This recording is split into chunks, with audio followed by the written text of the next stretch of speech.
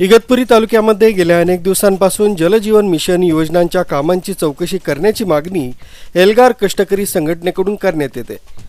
त्या पार्श्वभूमीवर आज मुंबईला पाणीपुरवठा करणाऱ्या वैतरणा धरणातील पाणी अडवण्याचा इशारा एल्गार कष्टकरी संघटनेच्या वतीने देण्यात आला होता।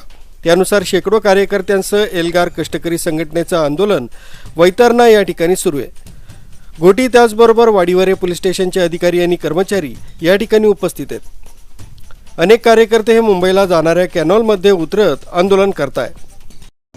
संपूर्ण महाराष्ट्र पाणी टंचाईने होत असताना इगतपुरी आणि त्र्यंबकेश्वर तालुक्यामध्ये 15 धरणं असताना या धरणातलं पाणी नगर, नाशिक, पालघर या ठिकाणी जातं। मात्र या ठिकाणी जो आदिवासी आहे ज्यांनी आपल्या स्वतःच्या जमिनी दिल्या आणि समोर राज्याला पाणी पाजलं, मात्र ज्यांच्या जमिनी गेल्या ते उद्ध्वस्त झाले, त्यांना पिण्यासाठी पाणी मिळत नाही। त्यांना हंडाभर पाण्यासाठी पायपीट करावं लागतं आणि या त्यांच्या दारातनं पाणी मुंबईला जातं, त्यांच्या नगरात जातं, त्यांच्या दारातलं पाणी पालघरला जातं।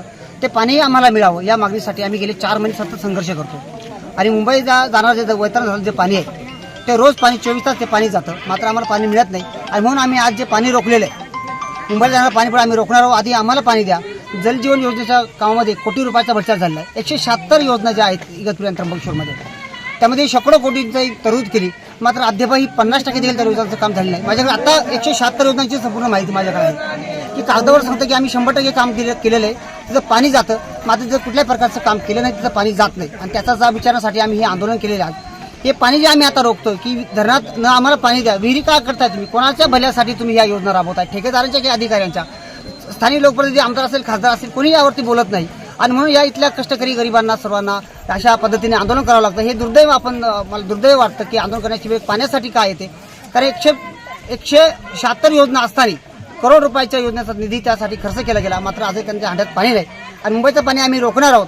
आधी आमच्यासाठी जोपर्यंत पाणी देत नाही या धरणातलं पाणी जलजीवनसाठी तोपर्यंत आम्ही मुंबईला पाणी जाऊ देणार नाही।